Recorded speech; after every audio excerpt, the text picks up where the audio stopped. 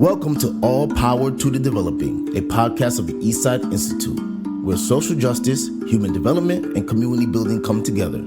This is where you will meet activists, artists, teachers, scholars, helpers, and healers who are bringing creativity, hope, and possibility to individuals and communities all over the world.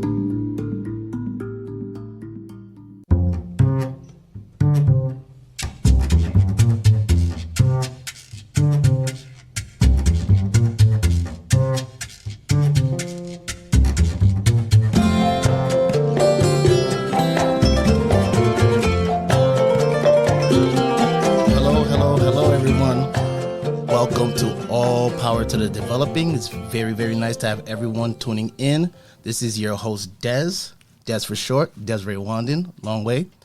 And you are back on All Power to the Developing. Once again, we would love to wish everyone a happy new year. Thank you for so much support last year in 2024. And we definitely hope to make 2025 such a live year on All Power to the Developing. And we have a great guest for us today. Our guest today is a revolutionary, a holistic health advocate, and the founder of Sisterhood Agenda, an award-winning organization dedicated to uplifting and empowering women and girls worldwide.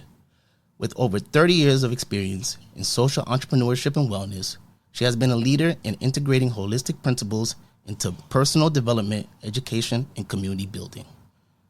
Today, we'll dive into our own holistic journey, the importance of living a balanced and intentional life, and her groundbreaking initiative, Parks Holistic Housing, a revolutionary model designed to create sustainable wellness-focused communities. Welcome to All Power to the Developing, Angela D. Coleman. How are you doing? I'm very well, thank you. That was a wonderful welcome and introduction.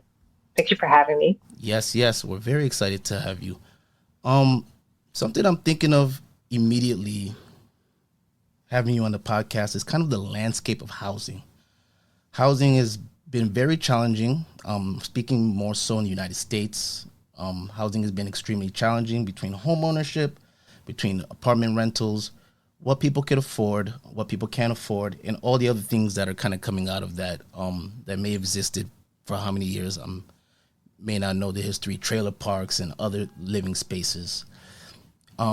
Before we get into kind of Parks Holistic Housing, your focus, can you kind of speak about that landscape of housing in America?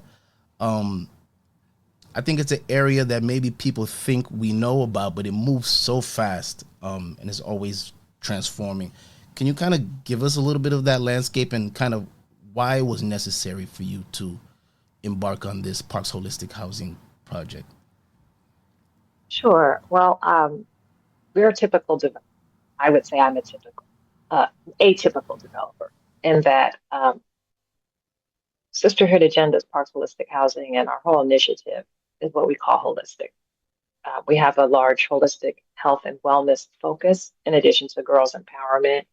And we call our housing department sustainable housing and community development because the community development is key and the sustainability for housing for us is also key.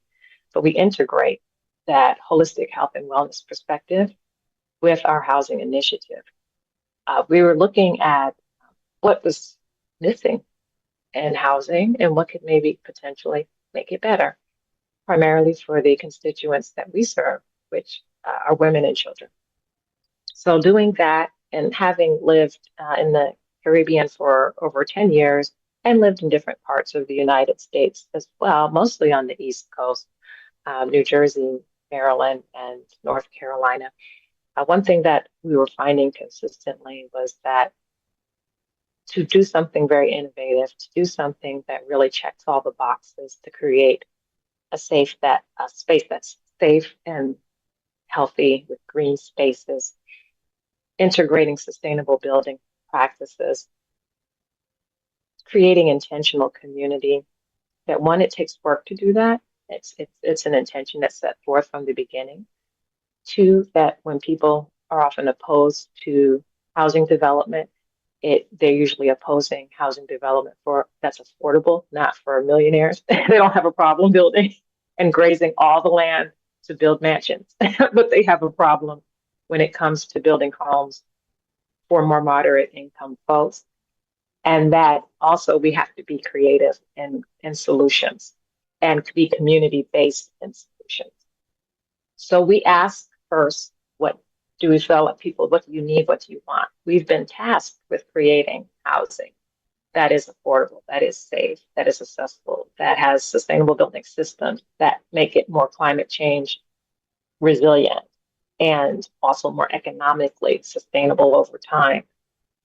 Okay, so we've been tasked by our constituents to come up with solutions because they were suffering. They were suffering from housing insecurity, as in, am I going to be able to continue to house myself and my children? As we have more families that have aging parents, we recognize also that intergenerational family unit and the needs of housing has evolved and changed. So we have to evolve and change with it. We have to adapt to what is and what's coming. So that made us think also with a service model in mind, because Sisterhood Agenda strength is primarily in our trauma-informed service delivery and projects for women and girls. So for us, that was an automatic integration into a new housing model, was that it was going to include that. And it just so happens that all the research that HUD has done, all the evidence-based research demonstrates that permanent supportive housing is the most effective housing solution to prevent housing instability. So what we were doing was right on task, it was right on target. And this is what we've been asked for. So we said, okay, we're going to do that. We built housing in the Virgin Islands, and we used that primarily as like short-term vacation rentals. It's oceanfront property. But then after natural disasters of Hurricanes Irma, Jose, and Maria in 2017, many residents were displaced, and a lot of people's homes were damaged, their apartments were damaged, and lots of residents needed a place to stay. So we were responsive again to the community's needs. We built out those units to make them larger and so that they could be more suitable for long-term residential use. So that's how we adapt to local needs. And that's no different to what we're doing here. Housing around the country generally has become too expensive for people. The baseline of 25% of your income is supposed to go toward housing is laughable to a lot of people. And the housing insecurity is not just, oh, next year will I have enough? It's, do I have enough this month? Or I'm late now and I'm scraping to get by. I don't have enough money. And then those resources that are designed to assist and that are supposed to be available to assist in emergency cases like that are overwhelmed. And so they become less accessible to those who need it the most. So we're looking also at preventing the real possibility of homelessness for people who are moderate and even above moderate income. Because affordability is really relative, right? And it's relative to where you're living in different parts of the country, but it's also relative to your family size. So like a family size of 3 or 4, $70,000 is within still $70,000 annual income is within the range of affordable housing in many communities. And that was almost unheard of, and when the first started constructing affordable housing, when we first began the notion of offering affordable housing in the United States. So, and it only takes one event to suddenly potentially change your housing situation for the worse. Yeah. For some residents in Baltimore County, Maryland, for example, near where our housing project site is, we had a tornado in Maryland that we've never had a tornado before. And you had mentioned trailer parks. This was a mobile home community, and they were devastated by this tornado. Residents were displaced. Not all of them had homeowners insurance to even fix their homes back again, and they had to be accommodated and set up into temporary housing at the motel by American Red Cross. And you have worked with American Red Cross and FEMA on St. John and other organizations during the disaster relief work too. So I'm familiar with what that looks like, what that could feel like.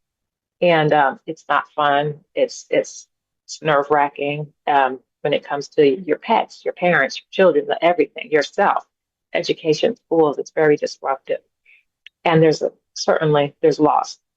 So being able to respond to these things are so important. And people who never thought they could ever be at risk for quote unquote homelessness, right? Suddenly found themselves homeless, just like that. Now, that's a natural disaster event, but it also can be a medical event that all of a sudden your bills, are, you're not able to make ends meet and you fall behind in your rent and your landlord, files for eviction. What do you do? It could be a personal event or a personal tragedy where you might have a death in the family, the primary, earner in your family, or a parent, or something that you have to deal with in a transitional state. And while you're in that transitional state, bills keep coming, life keeps lifing, and you have to adapt and move on. And honestly, I feel like we're exiting, and I'm hoping that this is true. I feel like it's true. We're exiting the times of just greed and money, money, money. Just because you can raise your rent every year doesn't mean you should as a landlord. Just because this is the quote unquote market rate for an apartment doesn't mean you need to charge that amount for your apartment.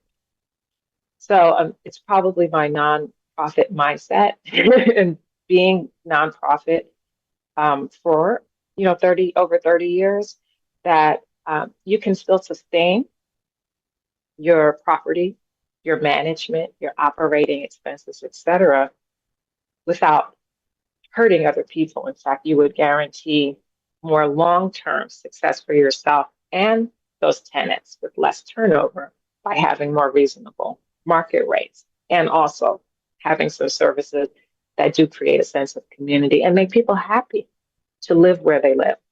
So we really want to take advantage of using green spaces to promote emotional and positive mental health, well-being, and looking at grounding and developing holistic solutions to inner peace, using feng shui, using design, architectural design would be important in the process, also developing community and open spaces but at the same time encouraging community. So we're really trying to take it as far as we can, with the building ordinances that we're allowed to do with the funders that we have for our project. We're trying to push it, as much as we can, and respecting Mother Earth and respecting ourselves and respecting each other, that we're all here kind of trying to do the same thing, be of service to ourselves and others, take care of ourselves and the people we care about. And that when we build affordable housing for one group, it's a win-win. Nobody loses. Everybody benefits. You have increased property values, not decreased property values, because it's beautification often of neighborhoods that are often neglected and aren't being used, or spaces, converting spaces that are unused into housing, because you don't want people to be on the streets begging for money. You don't want people on the streets because they don't have anywhere else to sleep, because they're unhoused, they don't have a bed. You don't want people on the streets that feel desperate and hopeless, because then they might do other things that will adversely affect you and your community. Yes. I have, firstly, thank you for sharing all of that. I really think that really opened up the view of housing in the United States and some of the factors. I have two questions. So my first one is, you kind of spoke about the impact of, or can you speak about how, the poor housing situation really affects one's mental space, how that really goes into their lives and how that affects their lives. There are several different types of spaces that cannot be conducive to someone. And then I would like you to speak to what you've seen from the spaces that have been created that create more that empower people in more of this holistic way? What are some of the things that you've seen come out of people via being able to live in more holistic community? And kind of that spectrum of when how housing negatively impacts people, and then Mm. with this ideal, holistic housing, how this would positively impact people, how their lives would look on a day to day. Absolutely. That's a great question. And one of the reasons why we call our project PARKS, it is an acronym, so it's capitalized. It's positively affirming reality and knowledge and sisterhood. So we're letting people know that's our intention. And it's also creating the idea and the concept of a park. And what is park? Park is a safe space and it's a sanctuary. We want to promote home as sanctuary. This is your place where you recharge, you regroup, you restore. It's a place that's central to being able to balance yourself, whether you have a good day or hard day, maintain integrity, maintain a peaceful existence, to connect with your loved ones, um, to just be, right? Recharge your batteries. And really looking at how can we do that? So what does that look like? We have found that it impacts all aspects of what you call the social determinants of health, right?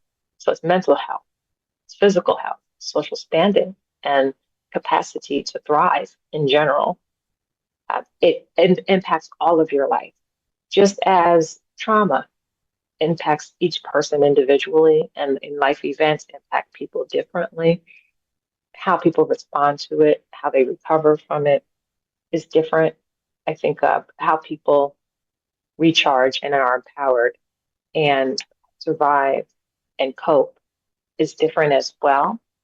But it allows people to still have tools and resources that you don't even have to be aware of and conscious of every day when you have a wonderful, beautiful home that you can not worry about how you're going to pay for it.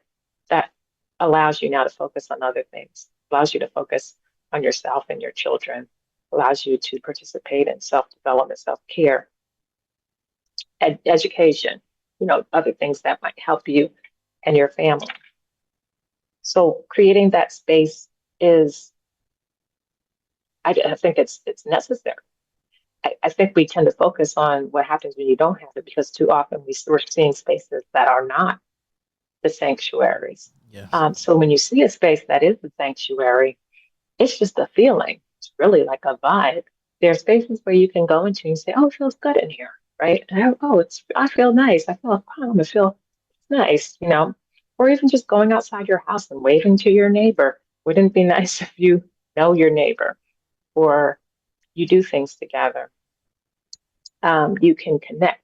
That connection has been shown to prevent all kinds of social anxiety, depression, loneliness that's associated with poorer mental health outcomes. And we saw that in real life during the pandemic with COVID and how that lack of connection impacted people and especially can impact young people in a way that I think we're still learning what the effects are and the consequences are of the pandemic and the disconnection that a lot of us experience.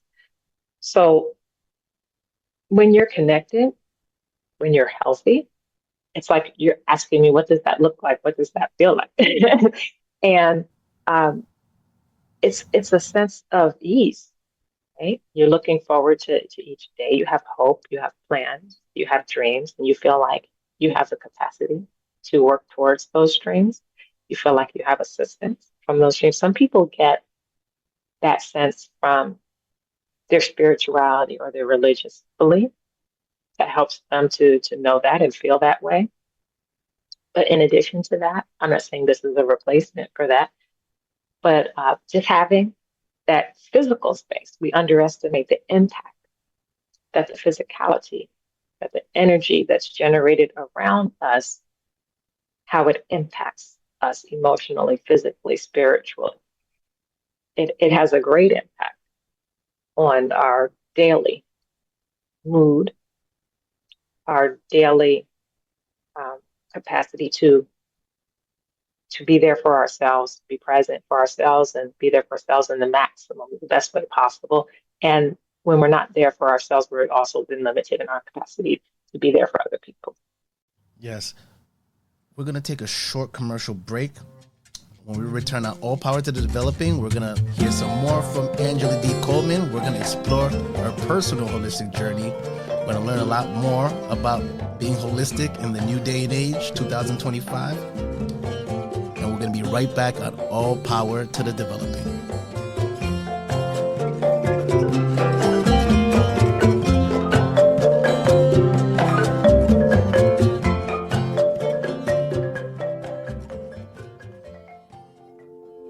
Hi, I'm Melissa Meyer, Associate Director of the Eastside Institute. Welcome to All Power to the Developing. I hope you're enjoying today's conversation. In each episode, we introduce you to some amazing performance activists, play revolutionaries, and developmentalists from around the world who talk to us about their creative grassroots efforts to build a better world. If you like what you hear, please follow and share the series. You can find us on Amazon, Spotify, and Podbean. We'd love to hear your comments and ideas.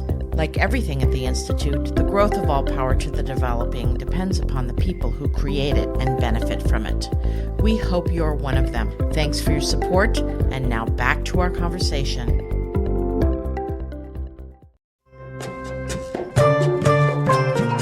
We are back on All Power to Developing with our guest, Angela D. Coleman. You're back.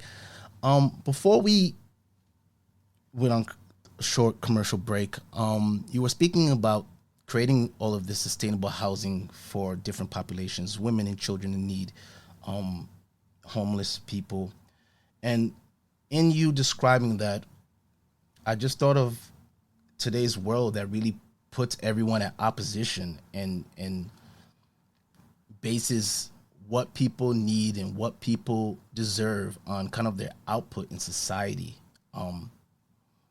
And as a holistic person, what do you think we need in society to have a better viewpoint of people in need and of people that may need services like this? Oftentimes when services are created, things are created for people, the conversation is, these people don't deserve this. They're doing that to themselves. We need more over here. Not that we don't already have it, but we need more over here. Forget those people. What do we need? How do we change our viewpoint to view these people, to view people in a better way, in a better frame, to support them in their journey to have holistic housing or to have a better life, just to even have a better holistic life? I think the key to understanding where other people might be and what services they might need and to be able to provide those services with good intentions is having empathy. Being empathetic, meaning that you can, at least for a moment, see life and experience something from another person's perspective and put yourself in another person's shoes to be able to understand, and with that empathy, compassion, have compassion for that person. And I think a lot of the disdain, honestly, that some people show towards quote unquote homeless people, and Sisterhood Agenda Parks Holistic Housing doesn't target quote unquote homeless people. We have a regular application process, it's not a shelter. But I brought up the homelessness issue because that is a real fear, housing insecurity for people who are not independently wealthy. That's a real concern. And rightfully so, because again, you can find yourself homeless very quickly, and not through your fault, but by circumstances, temporary circumstances, sometimes by events that occur that are out of your control. So that being said, having the empathy and compassion, I think, is key to that. And being able, I think at least with some of the folks that I have spoken to and interacted with, that word homeless is a trigger for them. And I think it taps into their own fears, their own insecurities about their own housing situations and wanting to feel like they are above that can't happen to them. So they want to look down upon and put other people down because of their often, I say, temporary housing situation. Because they can say, well, at least I'm not that, right? At least I'm not homeless. Oh, I don't like homeless people, or I could never be homeless, and I don't want any homeless people living near me, which is oxymoron, because if they're homeless, they can't live near you. Living near you means that they have a home, they have a house. So I think it taps into people's insecurities about what they may have worked for and what they feel like belongs to them. And it's a lack mentality, a poverty mentality, or an impoverished mindset that there's not enough to go around for everybody. So I'm holding on to mine, and I don't want anybody else to get or experience a quality of life like how I'm experiencing a quality of life. And I say there's no reason to do that. Mother Nature is abundant. Resources are abundant. And you don't lose when everybody experiences a quality of life. That's part of creating community. And I remember in neighborhoods and communities, or even if you look at more older established neighborhoods, you're going to see all different types of housing in those older established neighborhoods. You're going to see some rentals. You're going to see some multi-housing developments mixed in with larger homes and smaller homes. And that could be all on the same block. And they're all part of the same community.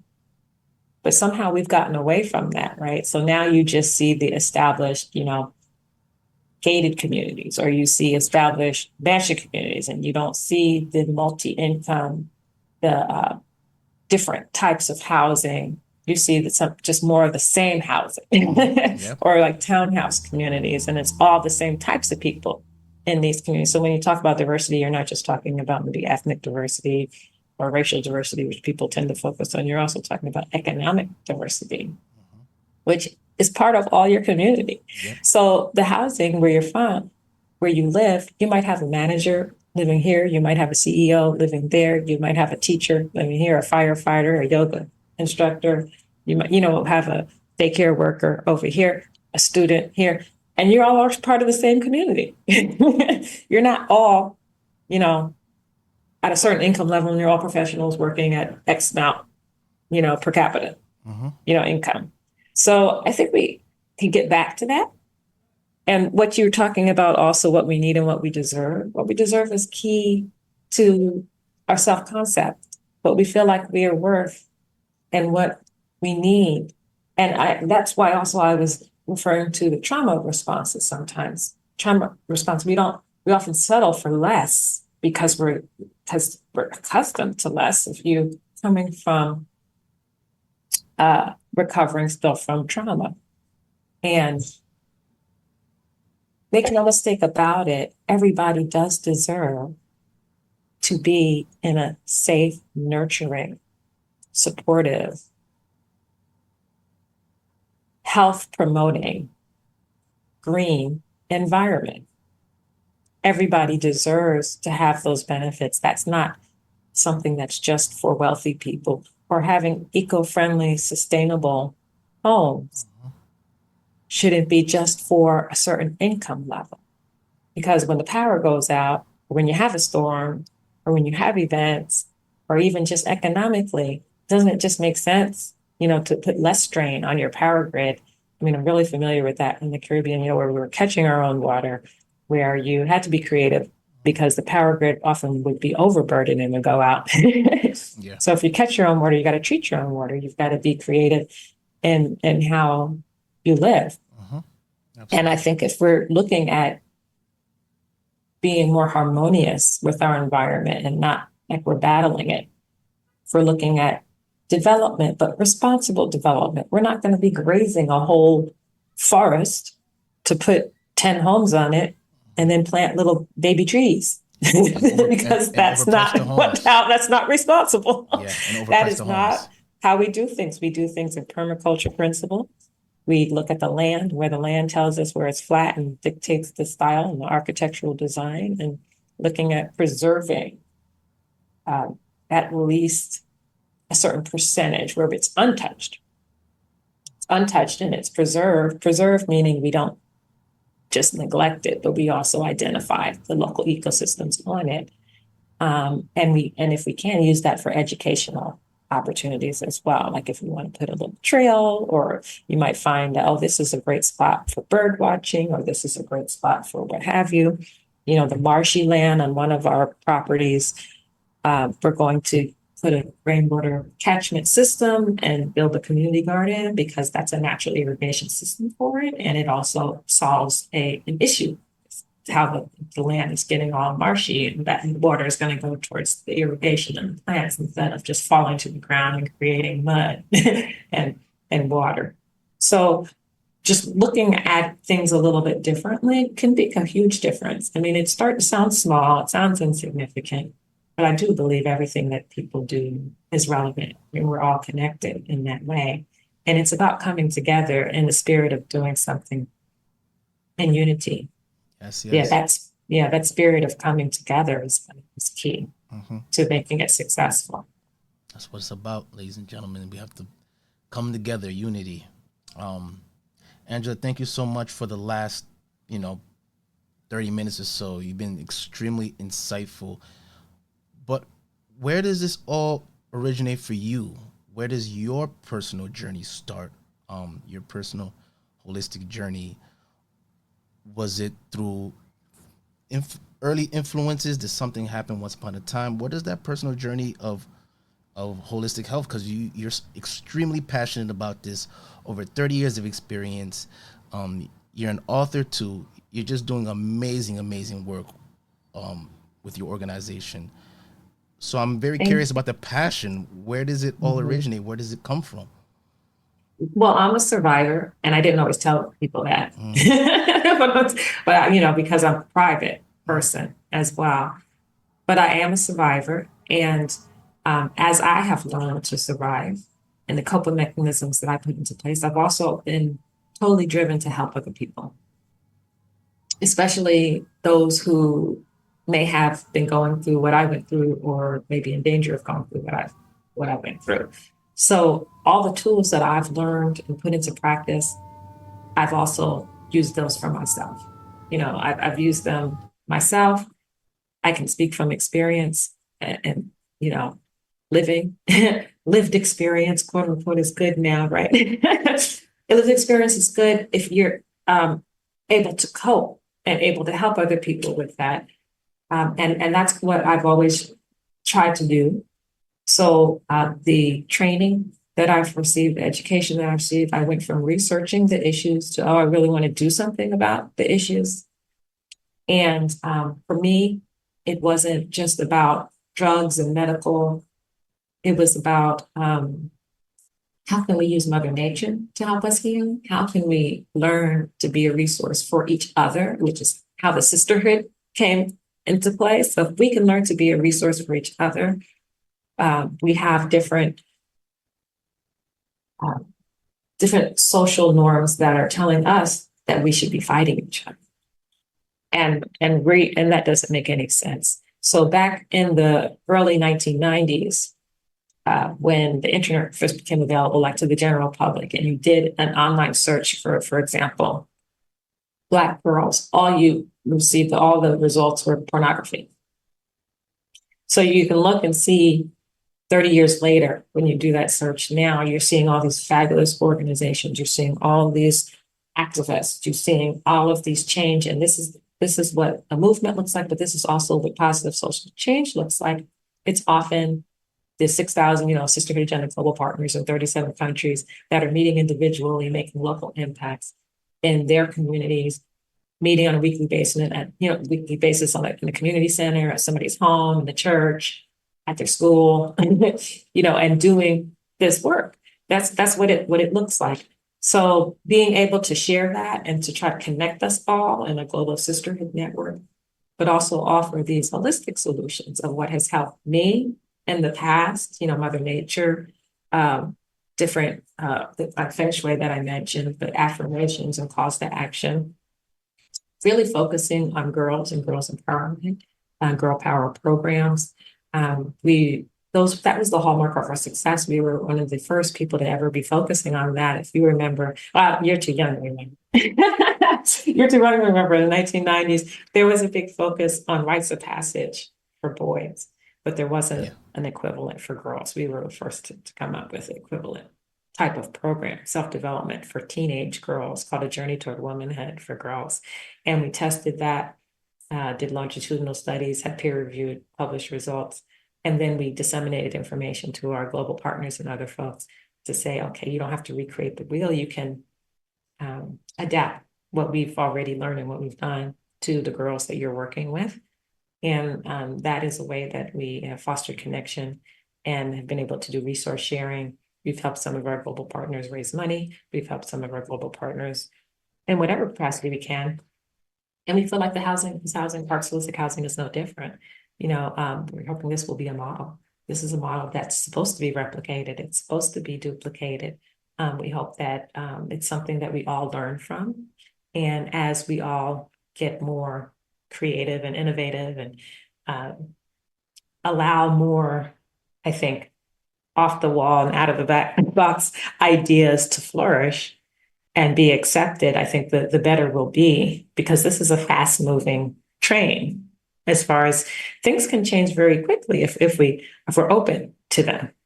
And one of the most fun experiences I had was going around in the community where our Parks Holistic Housing Project is and talking to the community about what holistic housing is. Because it's amazing the kind of questions that you get asked. Is it a commune? Is it this? Is it for this? So it's really interesting to see what people's perception of what holistic housing looks like, and to say, well, this is what it looks like for us or for me, but it can look like that too, and that, well, what do you want it to look like? Because it's in your community. What do you all need? One person said she just really wants a lot of flowers in the community. That's her feel good. That's her flowers and plants. That's the wood element in feng shui that is about nurturing, grounding, healing. And it also helps to purify the air and purify the space. Colors, color therapy can be brightening. Yellows are very vibrant. They're energizing. So, it's a bunch of things that one statement, I like a bunch of flowers in our community. It's not superficial. And if that person sees that you've listened to them, you validated their input, you validated how they feel and what they said that they need, you put that into action, that's also how you create community, by doing what you say you're going to do, actually listening and responding to people and what their needs are. And that person now can be an advocate for you. Feels like part of the community. Like, well, what I said now is here in my community. Mm-hmm. Yeah. And when you're saying that, I just have so many visions of what so many communities would look like if the people in the community had the power to kind of make those decisions. How they and why shouldn't they? Yeah. Right. And they were surprised. They said, well, what does your development look like? I said, well, we have an idea, but we wanted to talk to you first. They're like, well, that's not how they usually come to us after they have their plan and they tell us what they're going to do. Mm-hmm. Yeah. Wow. Absolutely amazing work. And we definitely want to continue to support all this continued hard work and amazing work that you're doing with the organization. In parting, or in our last couple of minutes here, this podcast is called All Power to the Developing. When we created this podcast, it was created during the pandemic, in a very tough time for the world, and we wanted to give voice to people who are helping others develop. When you hear that title, All Power to the Developing, what does that mean to you? Oh, I love it. I love the title. Well, because, power to the people, that's what it reminds me of. And, I was named after Angela Davis. That's why I'm Angela D. Coleman. Nice. And she's one of my idols, and obviously she's my namesake.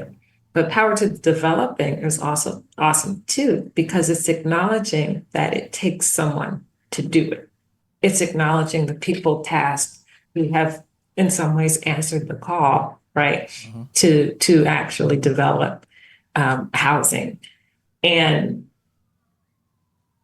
that is an empowering thing. I have to tell, whether you're building something small, being able to create something like how we created our eco building facility on St. John and the Virgin Islands, and being able to say, we built that, I built that, is so super rewarding, but also gives you a sense of that you can't even describe it. I mean, empowerment is often overused, but that's what it is. Yeah. And so it's really a sense of, I can do this and I can do other things. And that's why I encourage other people that they can do this. You can do other things too. It's not just me that's capable of doing this, that we are capable of doing this, especially when you come together to do it. And it takes a team. We have an awesome team that works with Parks Holistic Housing. Our engineers, our architects, our development consultants, are people that have been there through thick and thin and seen it all and been through it all. It takes a thick skin to be a developer, to be in the business of building homes, and especially building affordable homes. So things that you didn't think were political become political. Things you didn't think would even be controversial can become controversial. It's because it's what other people's agendas are, and they try to use it. They try to use your project, to fit their agendas. And so we just kind of stay focused. I feel like, I have my spiritual beliefs protect me also. That I'm like, it's going to be okay. Yes. Like, I stay focused. I stay in my lane. My agendas, my intentions don't change because someone else's agendas and intentions change.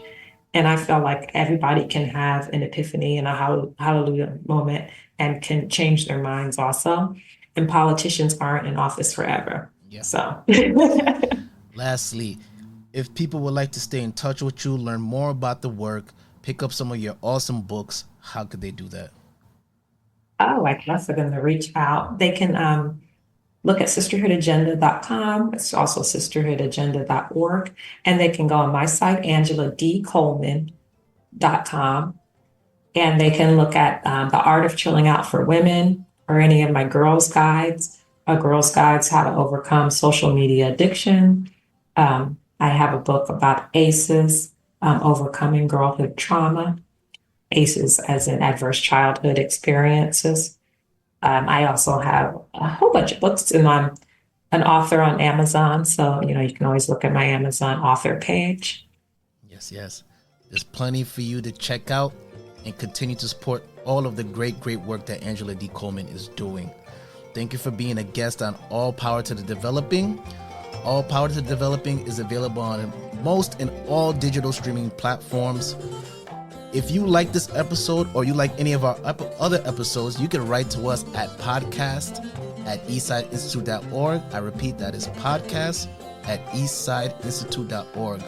We would love to hear what you loved about this episode or other episodes, and we would love to read your response at the end of an episode. Thank you so much for your continued support of All Power to the Developing. This is your host, Desire Wandan, Des for short. Once again, thank you to our guest, Angela D. Coleman, and All Power to the Developing. See you next time.